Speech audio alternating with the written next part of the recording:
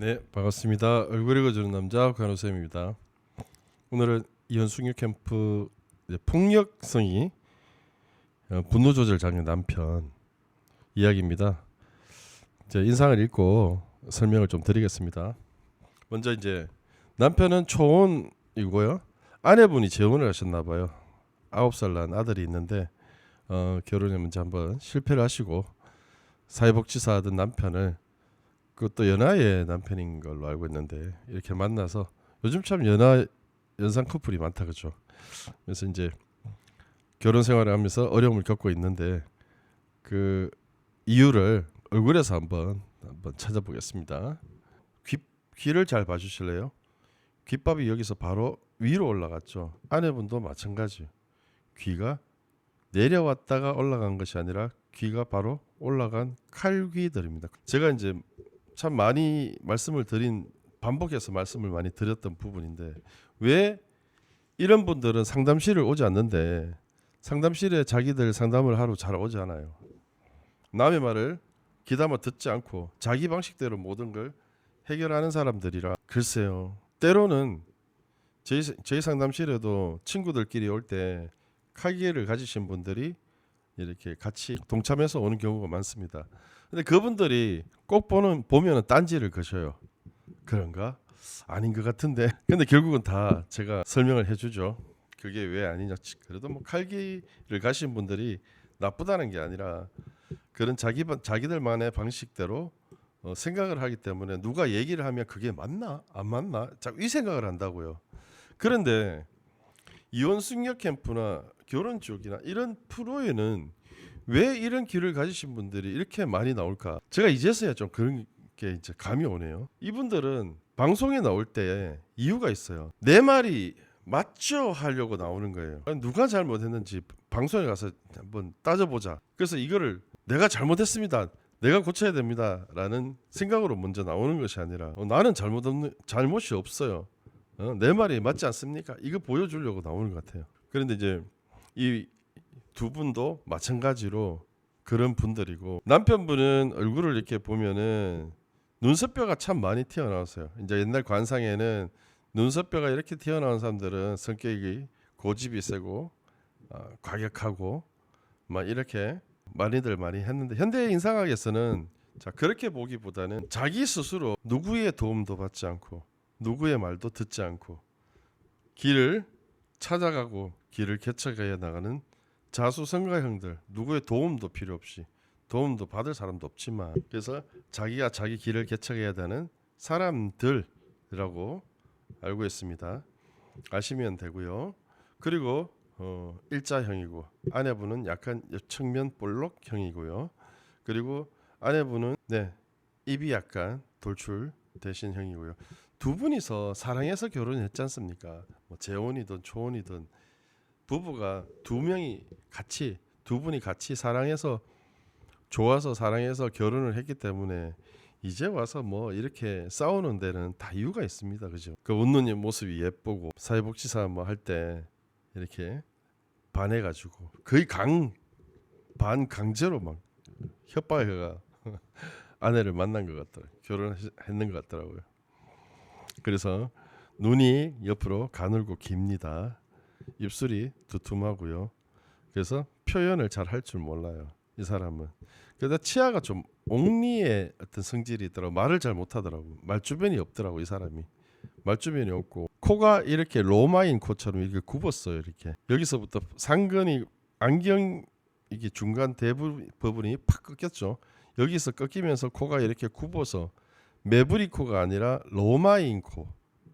그 뭐 코 하나로 봤을 때는 그렇게 나쁘게 설명하기보다는 이분에 해당하는 것은 되게 자기 중심적이다. 코가 커서 자기 위상은 높은 사람. 코가 크면은 자기 위상이 높죠. 자존심이 세고 자기 위상이 높은 사람. 그렇게 보여지고요. 자, 이렇게 아름답게 사랑을 해서 결혼을 했는데 이제는 애칭 대신 욕설이 난무한다. 착하고 성실한 남편의 돌변. 남편이 바뀌었죠. 사람이 바뀌는군요. 또 사람이 바뀌는군요. 사람이 바뀐답니다. 연애할 때는 바뀌는 것이 아니라 연애할 때 속이는 거죠.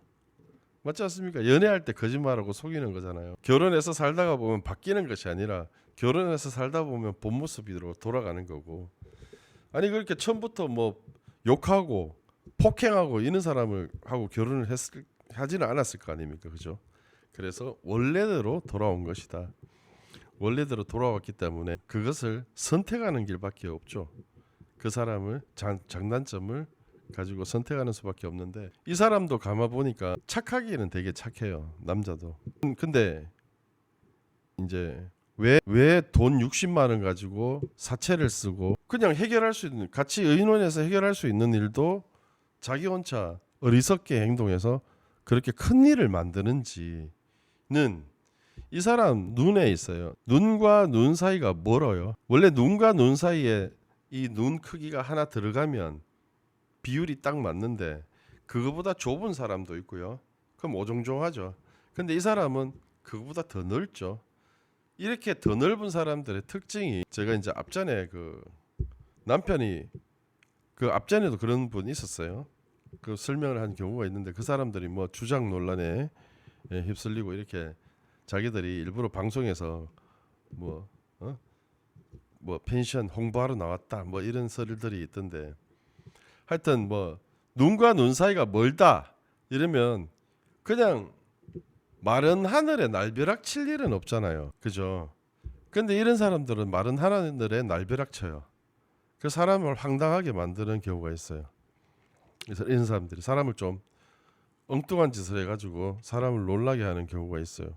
눈과 눈 사이가 먼 사람이 그런 특징이 있다. 그래서 이 사람도 그런 기질이 여실히 드러나는 그런 짓을 한 거예요. 그래서 목숨을 담보로 극단적인 협박을 했던 보면은 아내가 얘기할 때 아내가 생각하는 남편의 문제점은 어떤 거냐 습관성 협박이라고 하는데 얘기를 듣다가 뭐 이런 보면 폭력 이거 영상을 다 본 사람들은 와 저 눈빛이 사이코 눈빛이 저 폭력성 있는 남편 저 예사롭지 않다 하고 뭐 이럴 수도 있어요. 이 사람 정상 아니다 그러고 그러니까 서장훈 씨도 열받아가 하는데 사실 이런 경우에는 좀 도와줘가지고 이혼을 할 수 있도록 도와주는 것이 저는 좀 바람직하다고 저는 생각해요. 남편분이 때려가지고 뭐 구토를 할 정도로 아내를 때렸다고 하더라고요. 그래갖고 아내가 그런 맞은 기억에 때문에 트라우마 때문에 경찰한테 신고도 하고 이런 나쁜 기억들이 있어서 남편한테 좀 그 실망을 많이 했는데 그 경찰한테 신고를 하고 경찰이 와서 경고성을 멘트를 했을 때 이제 멈췄다는 거예요. 그런 짓을 하지 않았다는 거예요. 그러니까 얄밉다라는 거지. 경찰이 겁을 주니까 이제 안 해요. 기미도 안 보여요. 그게 짜증나요. 근데 여러분이 어떻게 보실지 모르겠지만 그게 짜증나요. 남편이 폭력적인 행동을 안 보이니까 짜증나요. 그때부터 내가 왜 안 했어? 괘씸해. 왜 폭력성을 안 드러내니까 괘씸해? 좀 이상하지 않나요? 그러니까 저는 보는 게 조금 다른 측면이 있어요. 저게 조금 다르게 들려요. 저희한테는. 남편 잘 보세요. 억울하다고 호소하는데 경찰에 신고해버리니까. 근데 아내분이 남편이 말할 말재주가 없는 거를 좀 뭐라 해야 될까? 남편이 말재주가 없으니까 자기가 편한 대로 얘기를 하세요. 자기가 하고 싶은 대로 얘기를 하세요. 아내분은 남편이 말주변이 없다는 걸 아세요. 말을 잘 못한다는 걸 아신다고요. 아내분은. 그러니까 좀 이상하죠. 이분은 화내는 모습을 보면 갑자기 글받진하는데 여기서 제가 약간 말씀을 드리면 아내분이 입이 좀 돌출되셨잖아요. 그죠?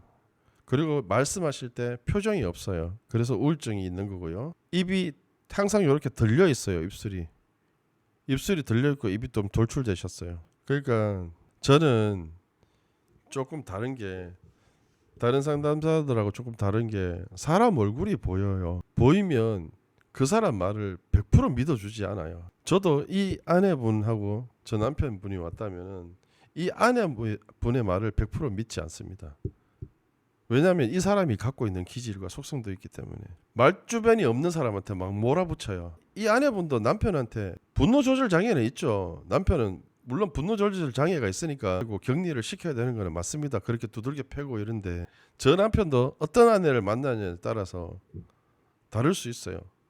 물론 돈 사고 치고 이런 것도 어리석고 욕을 얻어먹고 해야 되는 부분은 맞지만 어떤 사람을 만나냐에 따라서 이 사람 폭력성 안 드러날 수도 있어요. 사람 착해요.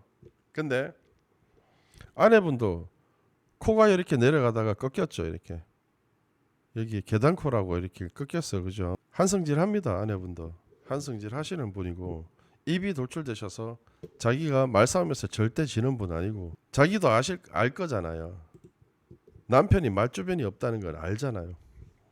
그리고 제가 남편 편을 드는 건 아닙니다. 남편 편을 드는 게 아니라 부부는 50대 50이니까 누구의 편을 들 수도 없어요. 사실은.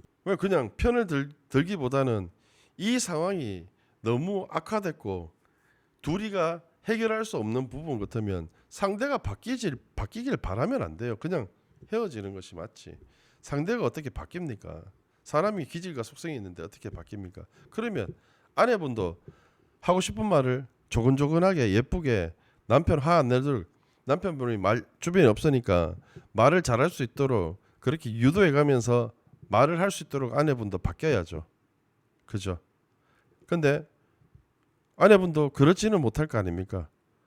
아내분도 남편이 말을 못한다는 것, 말주변이 없다는 걸 알 거라 아닙니까? 그러면 거기에 맞춰서 어느 정도 들어줄 건 들어주고 말뜻없는 사람이 있으면 말뜻음이가 있으면 부부로 오렇게 행복하게 사는 사람들 보시면은 남편이 말을 더듬으면 그거 물 갖다 달라고 여보 그래 그게 필요하다고 먼저 알아서 대답을 해주는 사람도 있는데 그게 행복하게 살아가는 부부 아닙니까? 근데 저거 말 못하니까 이게 뭡니까? 말 주변이 없다고 해서 그렇게 몰아붙이니까 표현을 못하는 사람은 어떻게 해요? 한꺼번에 폭력적으로 나올 수밖에 없어요. 자 여기서 저한테 돌을 던지셔도 어쩔 수 없지만 자 여기서 제가 좀 더 설명드리고 싶은 건 남편분이 얼굴이 비대칭으로 틀어졌습니다. 틀어진 것이 이 사람의 폭력성의 원인입니다. 그것은 엄마 뱃속에 있을 때 아이를 만드는 것은 엄마지 않습니까?